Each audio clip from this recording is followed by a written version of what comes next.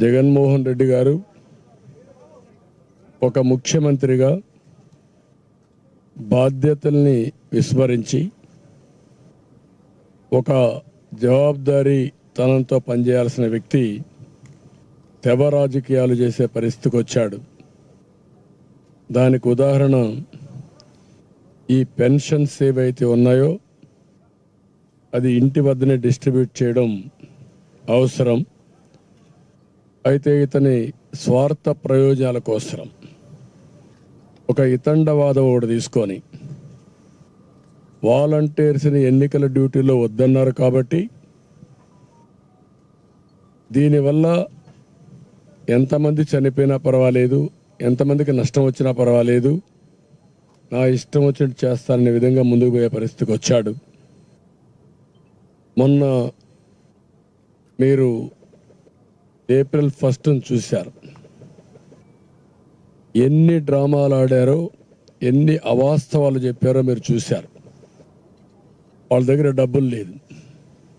28వ తారీఖుని 3వ తారీఖు పింఛన్లు ఇవ్వాలని సర్క్యులర్ ఇష్యూ చేశారు డబ్బులు లేక.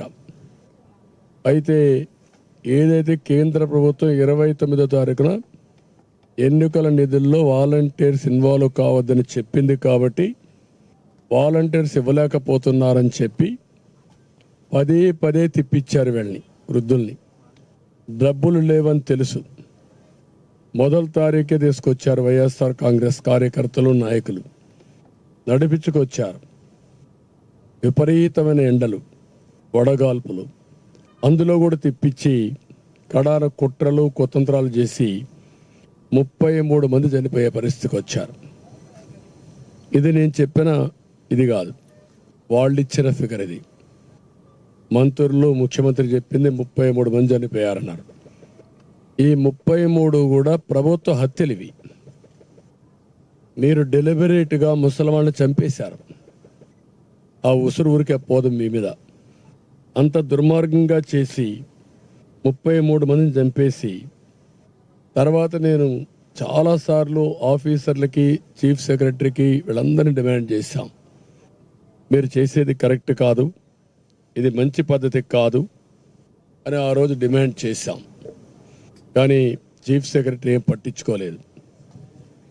అంటే ఈయన మోచేతిలో నీళ్లు తాగే ఈ అధికార యంత్రాంగం ఆయన కుట్రలు కుతంత్రాలు చేస్తే ఆ కుట్రలు కుతంత్రాలు అమలు చేసి ఆయన చేసిన ప్రభుత్వ హత్యల్లో వీళ్ళు కూడా భాగస్వాములు అయ్యే పరిస్థితికి వచ్చారు.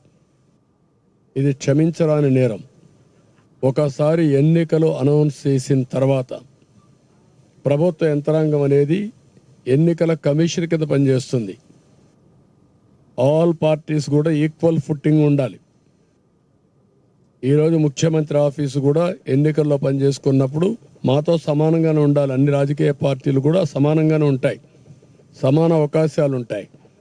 అలాంటి సమాన అవకాశాలు ఉండే సమయంలో కుట్ర తీయడం చాలా దుర్మార్గం.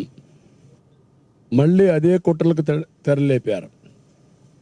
ఈరోజు మీరు చూస్తే మేము డిమాండ్ చేసింది చాలా క్లియర్గా, ఇంటి దగ్గర డిస్ట్రిబ్యూట్ చేయండి, ఇది సాధ్యం. మీకు ఆఫీసర్స్ ఉన్నారు, సచివాలయం ఉంది, యంత్రాంగం ఉంది, ఇది పెద్ద కష్టమైన పని కాదు అని చాలా స్పష్టంగా చెప్తే మళ్ళీ ఈ ముఖ్యమంత్రి ప్రధాన కార్యదర్శి, ప్రభుత్వ ప్రధాన కార్యదర్శి జవహర్ రెడ్డి, పిఎంఓలో ఉండే ముఖ్య పైరవికారుడు, పెద్ద పైరవికారుడు ఇతను ధనంజయ రెడ్డి, ఇదే పని ఒక మిడిల్ మ్యాన్ బ్రోకరేజ్ చేస్తూ ఉంటాడు ఆయన. ఇంకొక పక్క సర్ఫ్ సిఇఓ మురళీధర్ రెడ్డి, వీళ్ళు కలిసి మళ్ళీ అదే కుట్రకు తెరలేపారు.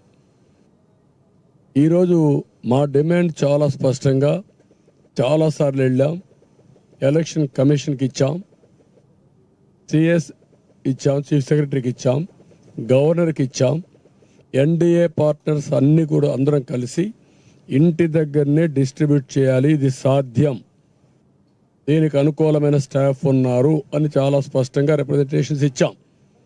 ఇచ్చినప్పటికీ ఈరోజు మీరు చూస్తే ఎన్నికల కమిషన్ ఒకటి చెప్పారు, ఇది పెద్ద కష్టం కాదు, మీరు ఏ విధంగా అయినా సరే దీన్ని అమలు చేయమని వాళ్ళు పంపించారు. ఆమోదయోగ్యంగా అమలు చేయమని పంపించారు. అమలు చేయమని పంపించి ఆదేశాలు ఇస్తే పోయినసారి జరిగిన సంఘటనలు పునరావృతం కాకుండా కూడా చూడమన్నారు.